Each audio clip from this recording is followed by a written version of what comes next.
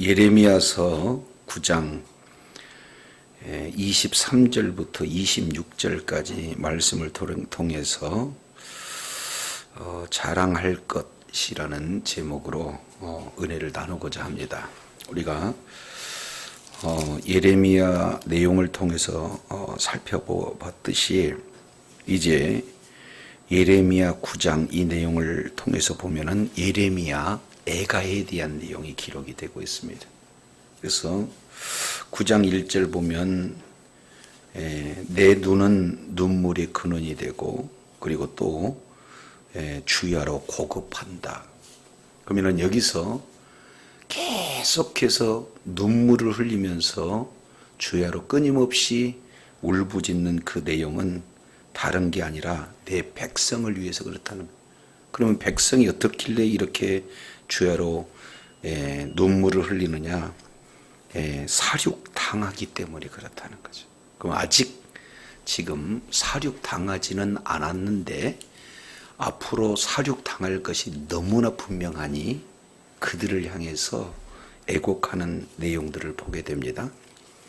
이 내용은 우리들에게 그대로 적용해 볼 수 있는 내용은 아직 우리가 살고 있지만 예수 그리스도의 생명이 없으면 영원한 죽음, 그 내용이 분명하기 때문에 지옥 갈 자를 놓고 우리가 예레미야처럼 울면서 그 영혼을 위해서 부르짖을 수 있는가 하는 그런 내용들을 우리가 살펴보면서 이제 그 이후에 왜 그렇다면 이들이 이렇게 멸망을 당할 수밖에 없을까 하는 그 이유를 하나님 관계와 사람 관계를 통해서 살펴봅니다.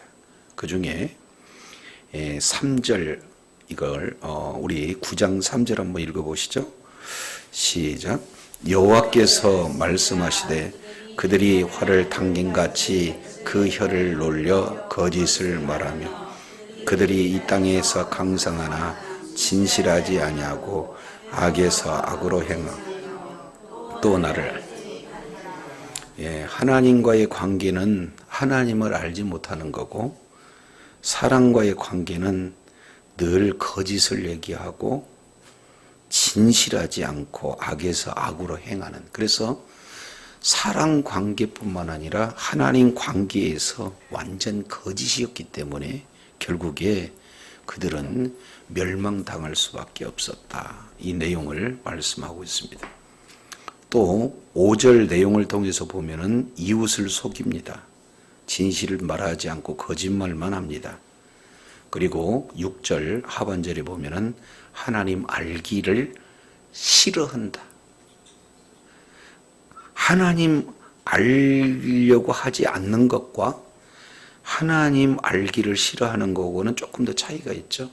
그래서 이들은 이제 나타나는 결과를 10절부터 22절까지 이 내용을 보면은 세 가지 심판에 대한, 아니 삼중 심판에 대한 내용을 말씀을 하고 있어요.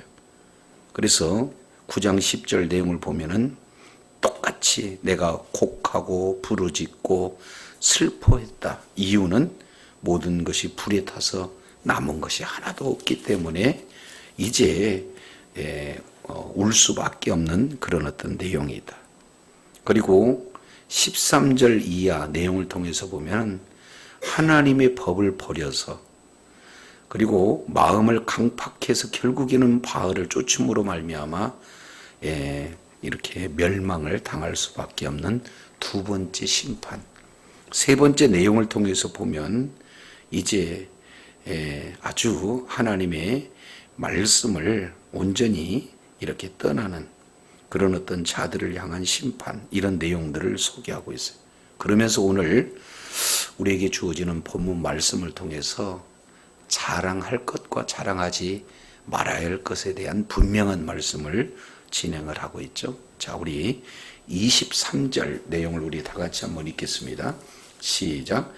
여호와께서 이와 같이 말씀하시되 지혜로운 자는 그의 지혜를 자랑하지 말라.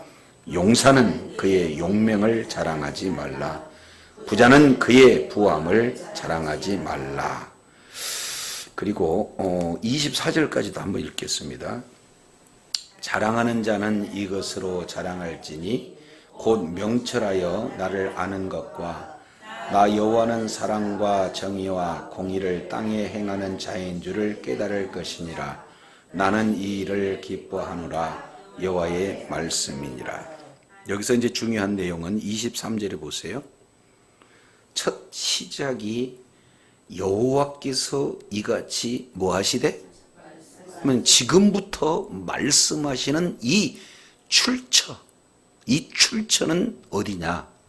여호와께로부터 기원된 거다. 그리고 마지막 24절 하반절 내용을 보면 여호와의 말씀이니라. 그래서 시작도 여호와의 말씀이고 마지막도 여호와의 말씀이다. 그러면 그 가운데 포함되어 있는 모든 내용은 하나님이 말씀하셨고 또 하나님께서 반드시 이루실 내용이기 때문에 이 핵심적인 그런 어떤 내용을 우리가 잘 알아야 될 이유가 그가 있어요.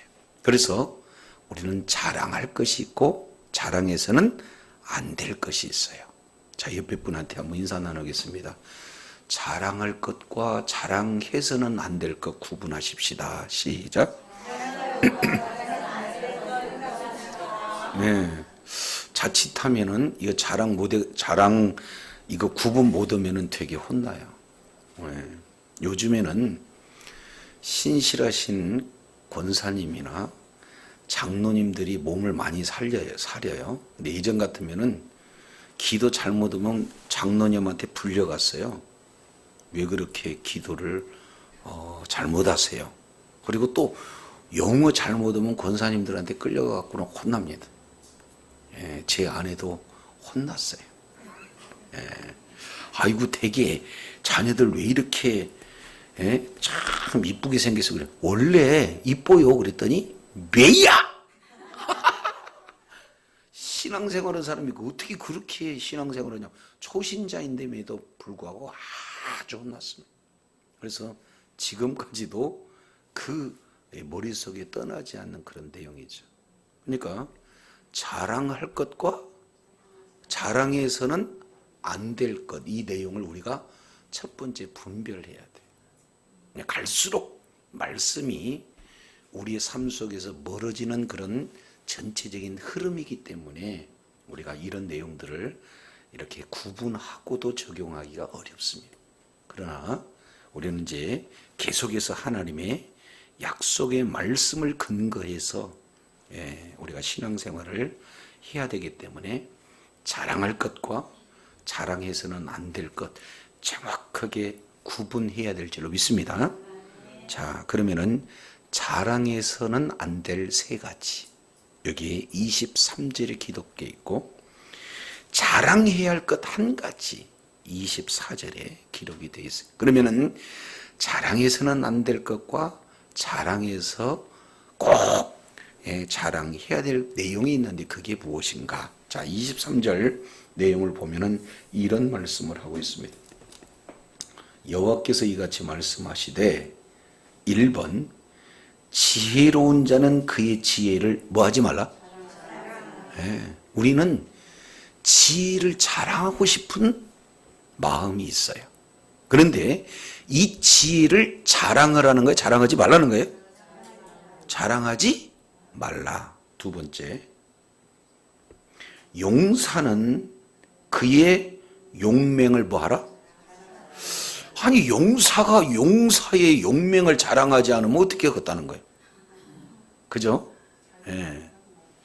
세 번째, 부자는 그의 부함을 자연스럽게 부자는 내가 부요하다는 것이 나타날 수밖에 없고 용사가 힘센 것은 당연히 나타날 수밖에 없고 지혜자가 지혜가 삶 속에 드러난 거 이게 나타날 수밖에 없는데 이게 자랑하지 말라. 이런 의미는 무엇일까?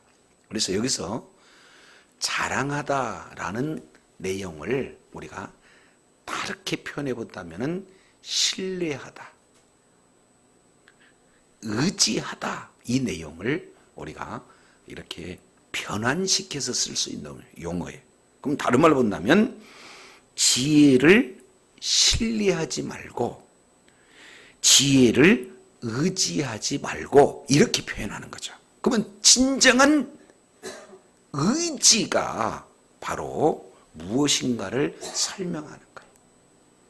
그래서 세 가지 내용, 첫째 지혜, 둘째 용맹, 세 번째 부요, 부함, 요 내용을 자랑하지 말아라 이렇게 말씀하고 있습니다.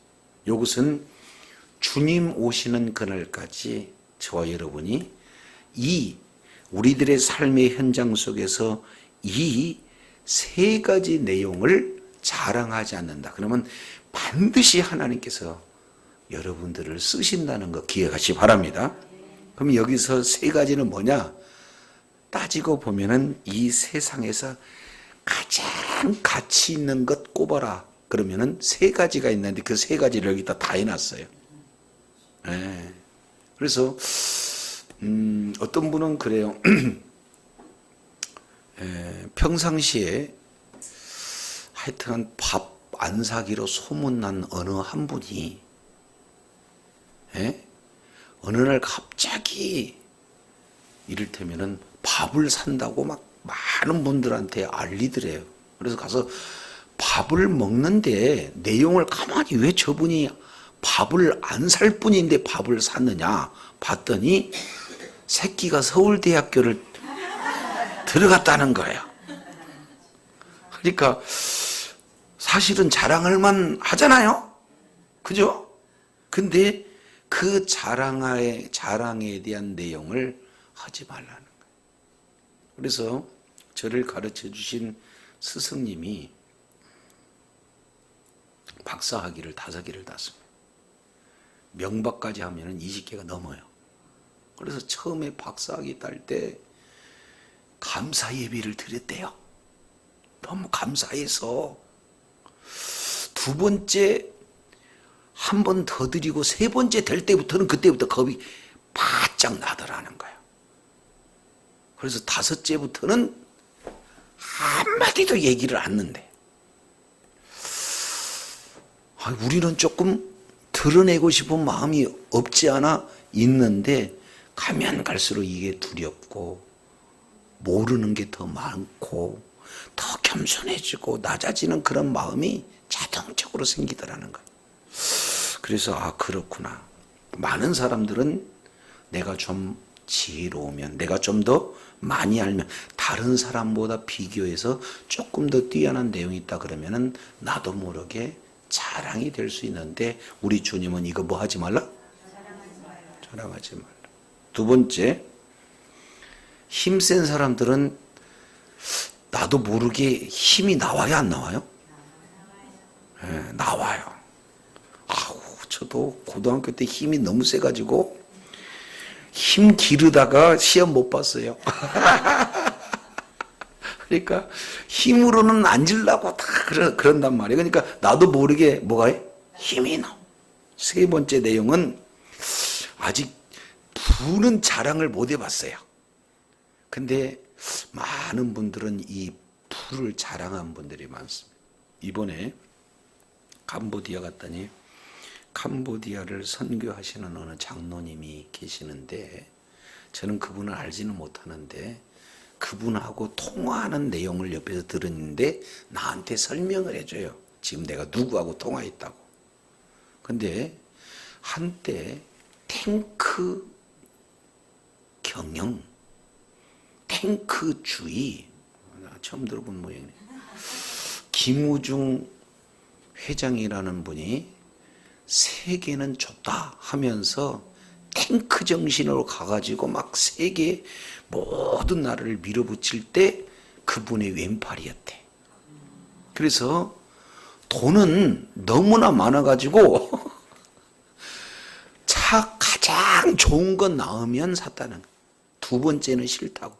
그런데 그게 끊기는 바람에 완전 알거지가 돼서 지금은 선교하고 싶어도 할 수 없는 그런 처지가 됐는데 마음이 있으니까 막 자꾸 연락을 하고 그러더라고요. 그러니까 그분이 평상시에 씀씀이 그 내용을 보면은 그냥 부하니까 이게 삶 속에 그렇게 흘러나오는 거예요. 근데 이 세 가지는 세상에서 가장 가치 있는 그런 어떤 내용으로 세상에서 이렇게 보기 때문에 모두가 다 이것을 잡으려고 하고, 또 잡은 사람들은 나도 모르는 사이에 이 내용을 자랑하고 싶은 것이 바로 많은 사람들이 가지고 있는 그런 내용입니다. 그런데 이 내용을 앞뒤 전후 내용을 통해서 살펴보면은 이스라엘 백성들이, 예레미야가 이스라엘 백성들을 향해서 눈물을 흘리는 그 이유는 그들이 좀 있으면 멸망을 당할 수밖에 없는 그런 현실인데, 왜 그러냐 봤더니 그들이 믿는 구석이 하나님이 아니고, 그들이 자랑하는 것이 하나님에 대한 자랑이 아니라 세상 가치 기준을 제대로 이렇게 움켜잡으려고 했고, 그 세상 가치에 너무 신뢰를 하는 바람에 결국에 하나님께 버림받은 내용 때문에 그래요. 이 달콤함이라는 것은 우리들에게 너무나 아주 그냥 환상적으로 다가오는데, 결국에는 하나님과 멀리하는 내용의 세 가지를 말하고 있습니다. 자, 그러면 24절 한번 읽어볼까요? 24절 시작. 곧 명철하여 나를 아는 것과 여호와는 사랑과 정의와 공의와 땅에 행하는 자인들을 깨닫는, 나는 이 일을 기뻐하노라. 여호와의 말. 자랑하는 자는 이것으로 자랑할지니, 곧 명철하여 나를 뭐하는 것과, 자, 하나님을 아는 것을 뭐해라? 자랑. 이것은 우리 주님이 자랑하라고 하는 거예요. 자, 옆에 분한테 하나님 아는 것의 자랑이랍니다. 하나님 아는 것이 자랑이랍니다. 시작. 하나님 아는 것을 자랑합니다. 왜 그러냐면 이들은 하나님을 모르기 때문에. 자, 다시 9장 3절 보겠습니다. 하반절. 나를 알지 아니하였느니라. 6절. 나를 알기를 싫어하였느니라. 그러면 결국 이스라엘 백성들이 멸망한 이유는 딱 한 가지죠. 누구를 알지 못해서 멸망합니까? 하나님을 알지 못하니까 거짓이 나오고, 하나님을 알지 못하니까 모든 삶의 현장에서 악행을 할 수밖에 없고, 하나님을 알지 못하니까 결국에는 심판의 그 길로 달려가는 모습을 보게 되는 거예요. 그래서 하나님을 알지 못하니까 지혜와 용맹과 그리고 부함 이 자체를 의지하는 그런 길 가운데 있고, 그것이 움켜쥐면은 이것이 굉장한 줄로 자랑하는 그런 자리에 있기 때문에 그들은 멸망을 당했다라는 사실을 보게 됩니다. 자, 우리는 전무후무한 지혜자 그러면 누구를 들을 수 있나요? 성경에서? 솔로몬. 그러면은 오늘 내용을 봤더니 솔로몬은 우리 하나님 앞에 지혜를 구했습니다. 근데 우리 주님께서 그 내용이 너무 합당해서 지혜만 줬습니까? 구하지 않는 부도 줬습니까? 그러니까 지혜도 받고 부도 받은 솔로몬의 마지막 결과는 어떻게 됐죠? 네? 구원 문제도 혼돈될 만큼 마지막까지 하나님을 이렇게 버리는 그런 내용의 결과가 소개가 되고 있어요. 열왕기 3장 이 내용을 통해서 살펴보면 바로 어떤 내용이 기록이 되고 있냐면은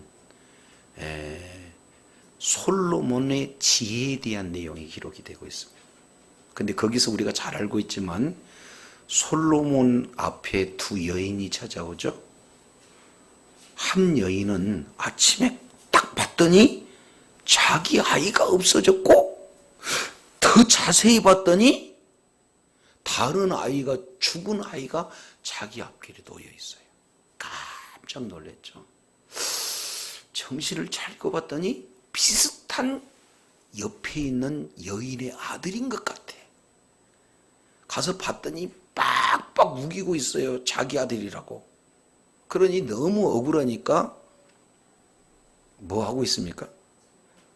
솔로몬 왕한테 재판을 했을 때 솔로몬이 이어차저차 물어봤더니 내 거다, 내 자식이다. 그러니까 그래, 그럼 그 간단해.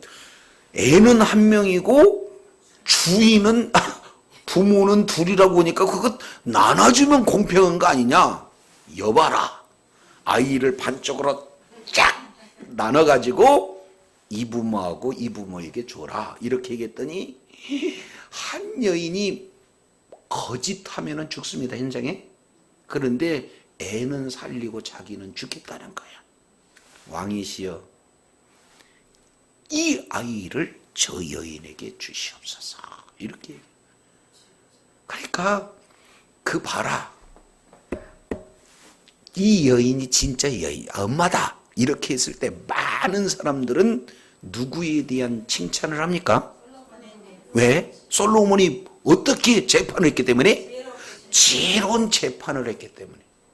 근데 이것을 조금 더 깊게 표현하면 겉으로 드러나는 것은 솔로몬의 지혜로운 재판 같지만 그 내용을 조금 더 살펴보면 그 뒤에 하나님의 지혜다, 이렇게 표현하고 있어요. 다른 말로 본다면 하나님의 마음을 그대로 읽어서 그 하나님의 마음을 전달했던 자가 누구냐면 그 여인입니다.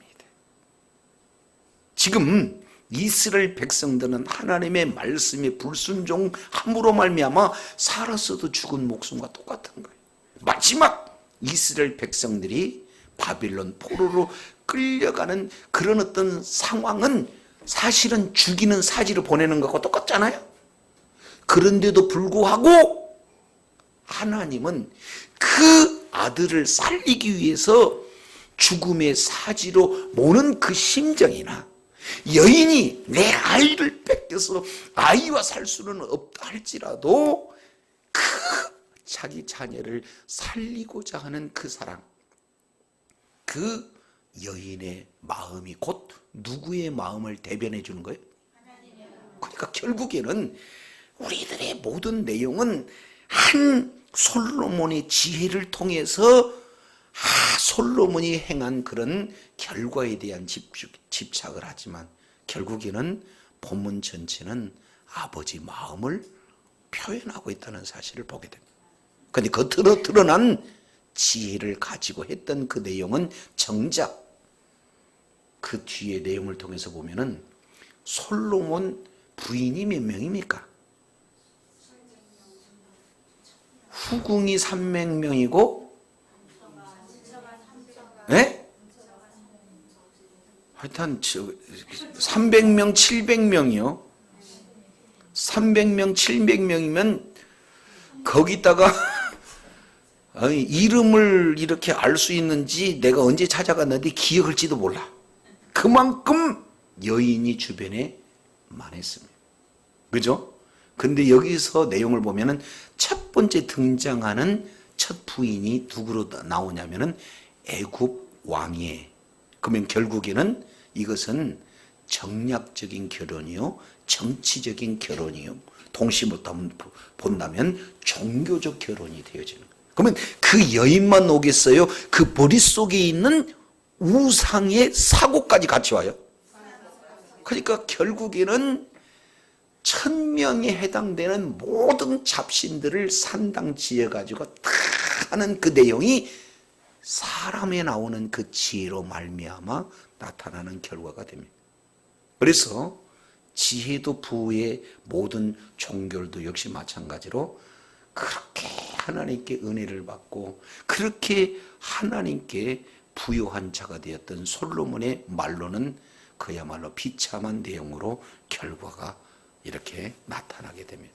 그래서 예레미야 선지자는 그 근원 지혜도 의지해서는 안 되고 또 뭣도 의지해서는 안 돼? 용맹도 의지해서는 안 돼.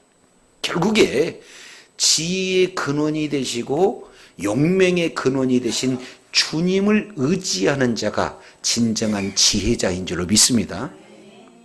열왕기상 이 내용을 통해서 보면은 다윗과 함께한 3명, 30명의 용사들이 있잖아요.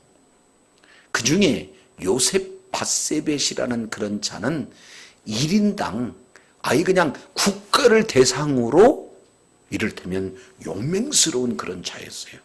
그런데 성경은 뭐라고 하냐면 여호와께서 이기게 하심으로 라는 단어를 기록합니다. 진정한 용맹과 진정한 힘은 우리 주님으로부터 공급되어진다는 사실을 깨달으시기 바랍니다.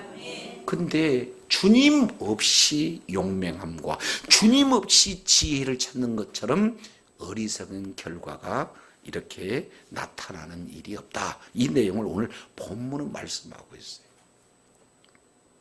그 중에 용맹하는 자 중에 또 한 사람을 찾으라 그러면은 또 나귀 턱뼈 하나 가지고 칼도 아니고 나귀 턱뼈 하나 가지고도 한 번에 1000명을 죽였다. 그 얘기는 우리 내용으로 1000명이지 셀 수 없는 무리를 죽인 자가 누굽니까?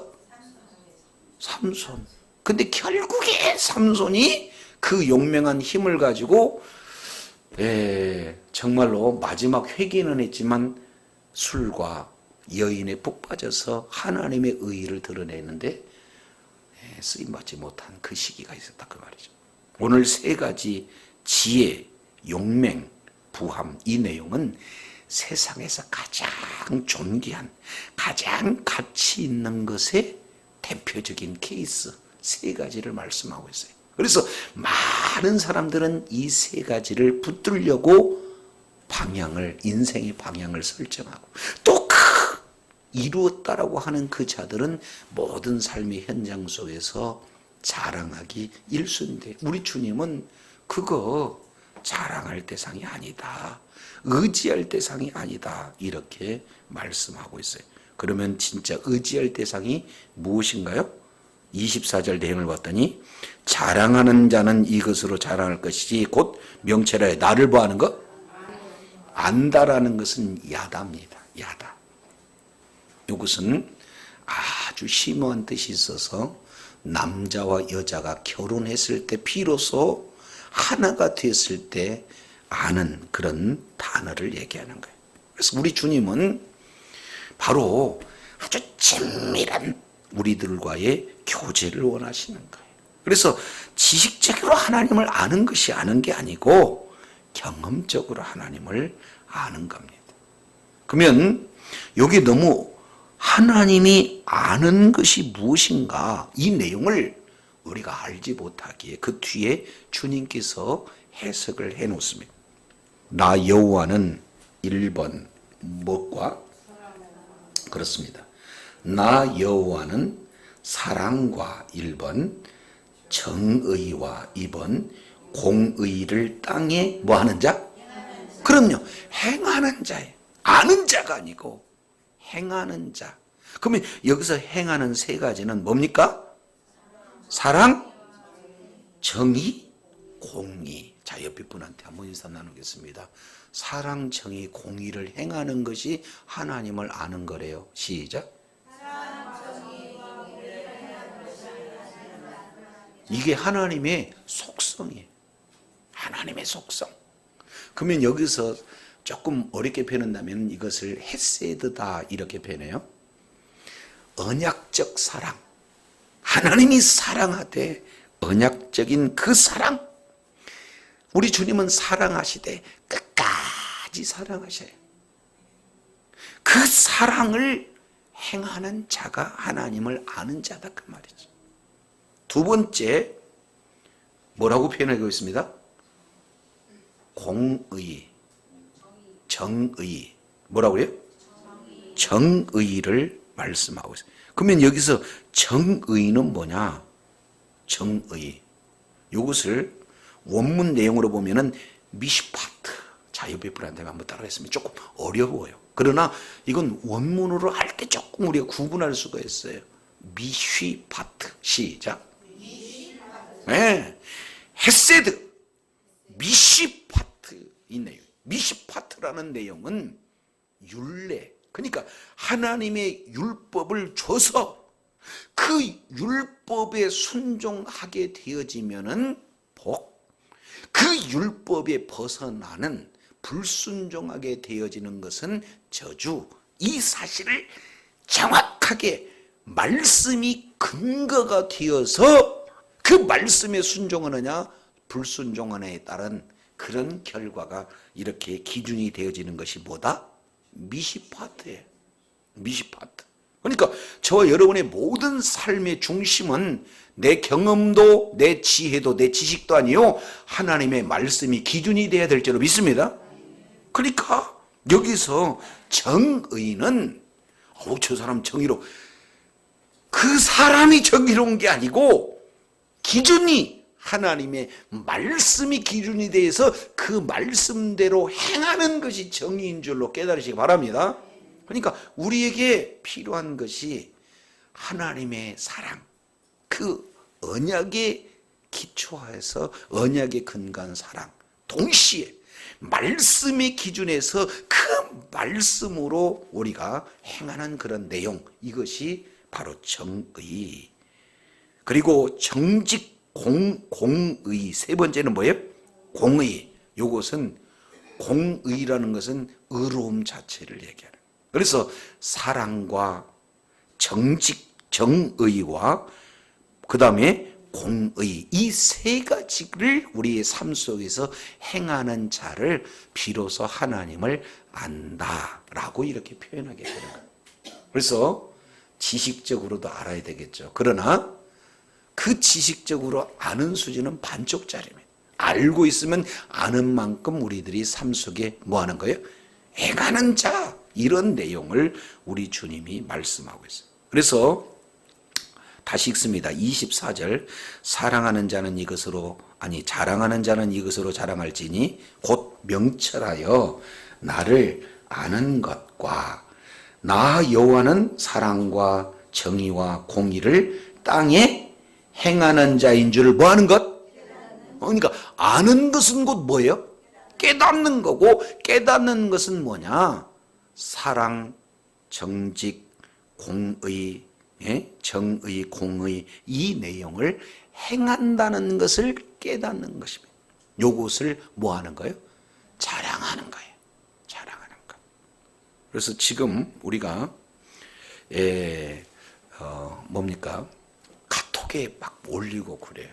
요것은 아직 지식적인 부분이에요. 내가 오늘 말씀을 잡아야 할 것이 이 내용입니다. 근데 이 내용으로 오늘 하루의 삶을 어떻게 살았습니다 하는 그런 이를테면 나의 삶의 이야기를 덧붙이기까지 조금 우리가 더 기도하면서 나가야 되는 거예요. 그러니까 이런 내용들은 우리들의 모든 삶의 현장에서 뭐가 기준이 된다?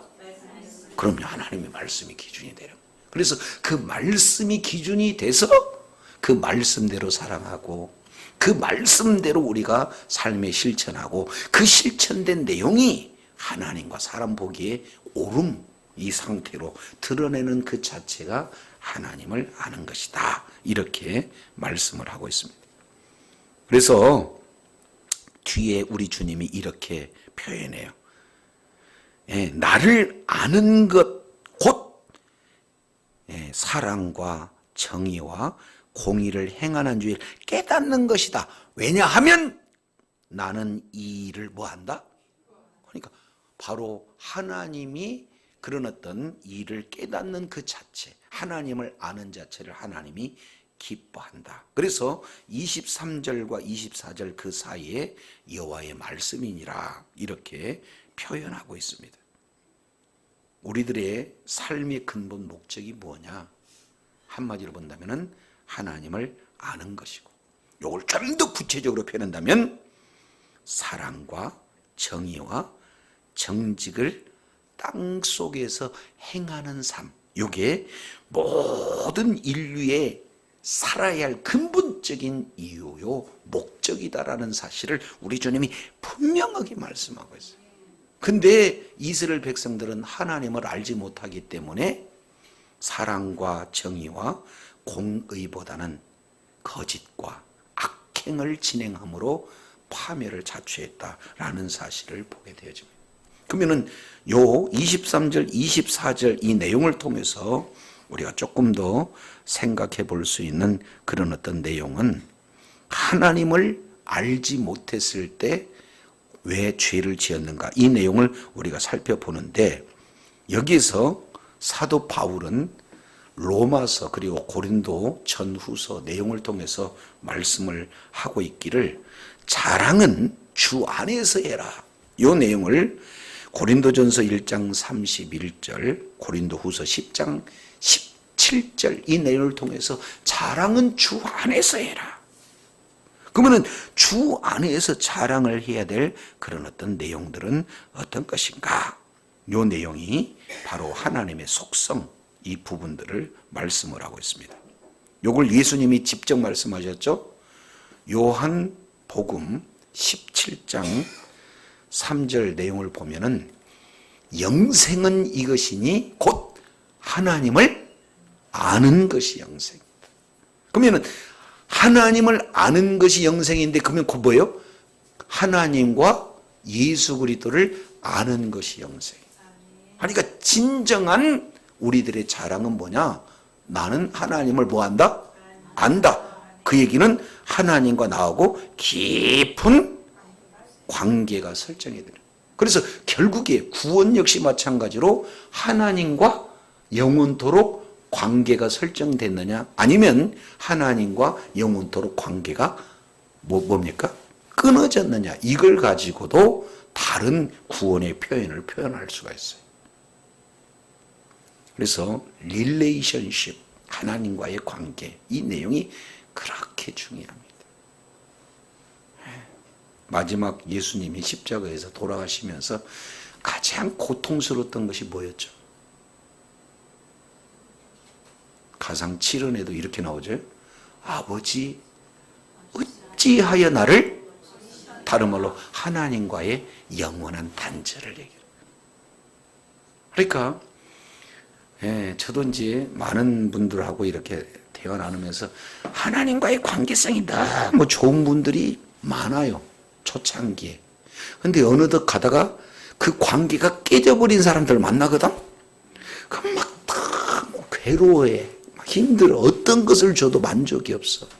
그렇지 않습니까? 근데 하나님과의 관계가 회복이 되면은 살만 난다고 그래요. 그러니까 우리 주님과의 깊은 관계, 이런 어떤 내용이에요. 그래서 우리가 기도도 역시 마찬가지로 우리는 달라 이렇게 있는데, 주님이 가르쳐 준 기도 내용을 통해서 봤더니 어떻게 돼요? 두 가지. 먼저 누구에 대한 기도를 하던가요? 하나님에 대한 기도. 그러니까 먼저 하나님과의 관계를 얘기하는 거예요. 그래서 이스라엘 백성들은 철저하게 달라 기도를 하지 않습니다. 이스라엘 백성들은 무슨 기도를 하느냐? 하나님 알기를 원해요. 한번 따라합니다. 하나님 알기를 원해요. 그럼요. 기도의 전체 내용이 그들은 하나님을 알아가는 기도를 하고 있어요. 그걸 주님이 가르쳐 주신 세 가지 기도.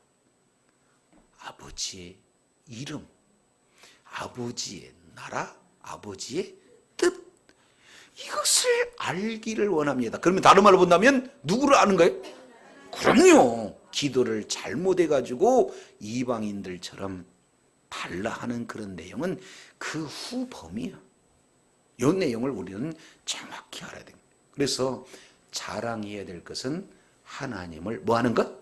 아는 것. 이 아는 자체가 구원이에요. 그리고 그 외에, 아니 매번 얘기하지 않습니까?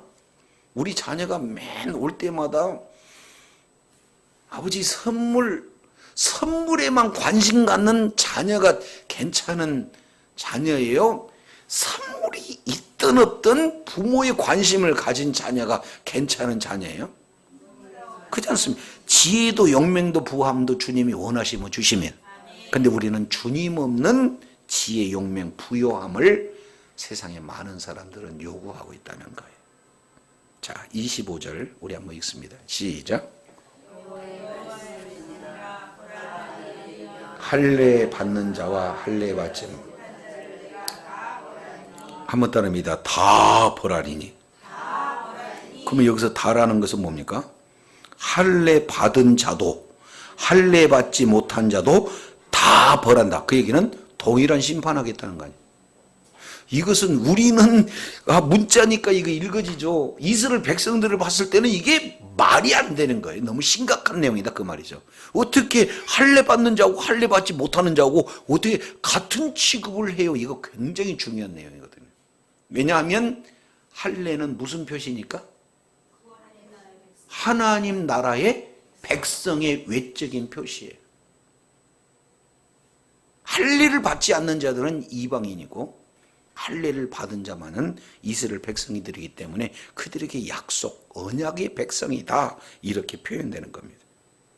그런데 그 뒤에 26절 이렇게 자세히 기록하고 있습니다. 곧 애굽과 유다와 에돔과 암몬 자손과 모압과 및 광야에 살면서 살적을 깎는 자들에게라 이렇게 얘기해요.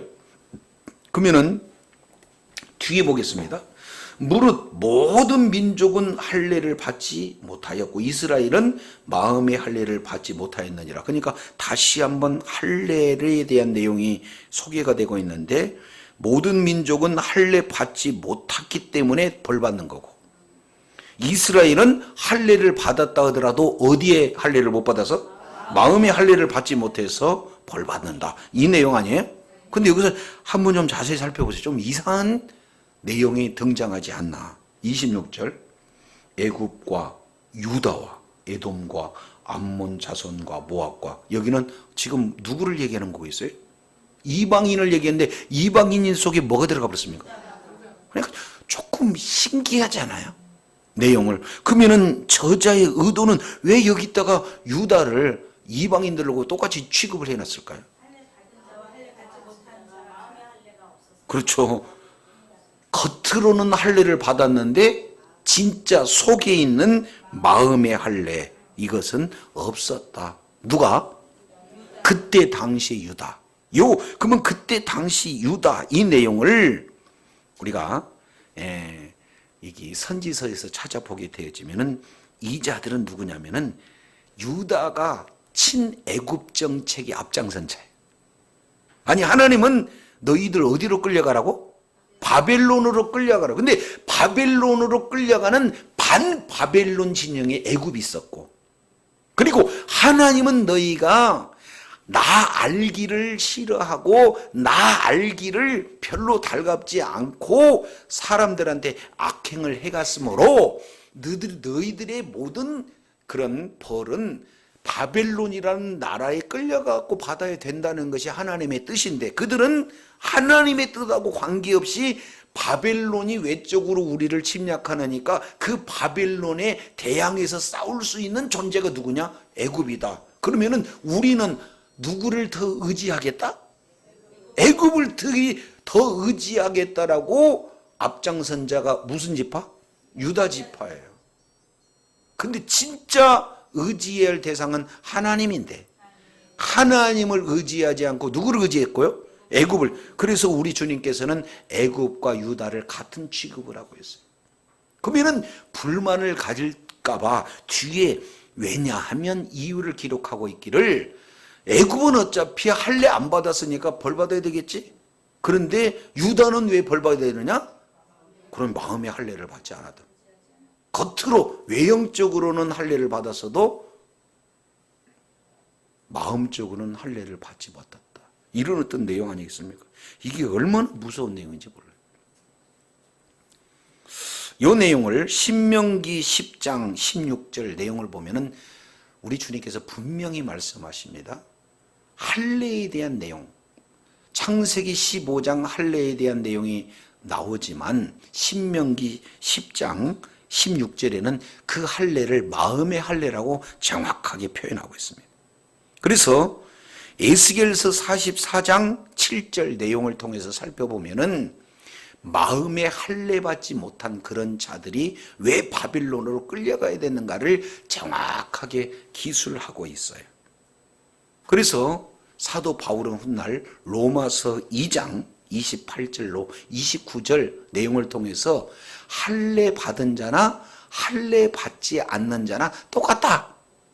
왜냐하면 마음에 할례를 받아야 되기 때문에 그렇다라는 사실을 분명히 말씀하고 있어요. 그래서 이방인의 죄나 유대인의 죄나 모든 인류의 죄나 다 똑같이 바로 하나님의 영광이 이를 만한 그런 사람이 없다라고 사도 바울이 고백하고 있어요. 그렇다면 우리가 할례 받은 자와 할례 받지 못한 이런 모든 내용에 대한 최종적인 심판을 말씀하고 있는데, 여기서 이제 우리가 중요한 요소를 하나 찾아야 되는데 그 내용이 어떤 거냐? 할례는 구약적인 내용이고 신약은 할례를 뭐라고 표현하고 있죠? 세례. 그러면 세례 받으면 다 구원받았다는 표지인가요? 세례 받았으니까 우리는 겉으로는 세례 받았는데 그 속으로는 진짜 세례 받았는지 안 받았는지 우리는 몰라요. 그러니까 이스라엘 백성들은 아예 그들이 우리는 할례 받았다, 우리는 성전이 있다, 그러니까 절대 망할 리가 없다, 이런 어떤 내용이에요. 근데 이런 내용이 오늘날 우리들에게 형식주의가 되어서 나는 큰 교회 다녀, 그리고 세례도 받았고 직분도 받았어, 그러면 그런 내용이기 때문에 구원이 보장되는 건가요? 아니죠. 형식적인 거하고 실제 본질적인 거하고는 너무나 큰 차이가 있습니다. 그러면 오늘 내용을 다시 본다면 지혜, 용맹, 부요함, 요거에 대한 의지를 한다 그러면 결국에 할례를 받았다 할지라도 마음의 할례를 받지 못한 자, 그죠? 네. 정말로 우리 마음 가운데 하나님 알기를 힘쓰고 늘 하나님과 깊은 교제 가운데 이루어진다. 그러면은 이제는 결국엔 뭐냐? 형식적인 내용보다 실질적인 본질적인 내용에 더 가까이 서는 자예요. 그러면 저도 여러분도 말씀을 대하고 또 봉사하고 또 모든 경건한 생활을 진행하고 이런 형식도 너무 귀해요. 그러나 그 형식 이전에 정말 저와 여러분이 힘쓸 내용은 바로 본질인 줄로 믿습니다. 오늘도 내가 주님과 깊은 교제가 이루어지고 있고 늘 주님과 동행하며 주님이 기뻐하시는 일 가운데 주님과 함께 이런 일들을 진행하는가, 우리가 스스로 매번 저와 여러분을 점검해야 된다라는 사실을 우리가 살펴볼 수가 있어요. 주님 오시는 그날까지 세상에 가장 가치 있다라고 하는 그런 지혜와 용맹과 부요함을 자랑하는 어리석은 자리에 있지 않고 가장 근본적이고 가장 생명이 되어지는 바로 주님과의 깊은 그런 교제가 주님 오시는 그날까지 이루어져서 형식에서도 성공하고 본질에서도 성공해서 늘 삶의 현장에 주님의 동행하심과 주님의 보호하심과 주님의 공급하심을 다 누리는 지혜자요 능력자요 축복자들이 되시기를 바랍니다. 기도하겠습니다. 거룩하신 아버지 감사합니다. 오늘 또 자랑해야 돼서는 안 될 세 가지 지혜, 용맹, 부함에 대해서 꼭 자랑해야 될 것 한 가지, 바로 주님을 아는 것. 다른 말로 사랑과 정의와 그리고 공의를 행하는 자인 줄 깨닫는 것. 이것이 바로 알아야 할, 신뢰해야 할, 사랑해야 할, 자랑해야 할 한 가지의 내용이라는 사실을 알았습니다. 주님 오시는 그날까지 형식보다도 먼저 우리가 본질인 늘 하나님의 생명이 우리가 날마다 이렇게 하나가 되어서 늘 주님과 깊은 교제가 이루어지는 축복의 역사, 능력의 역사가 있게 하여 주옵소서. 하나님께서 기뻐 받으시는 그런 하나님을 아는 것이 자랑하는 그것이 되어 늘 하나님께 사랑받고 칭찬받는 복을 누리게 하여 주시옵소서.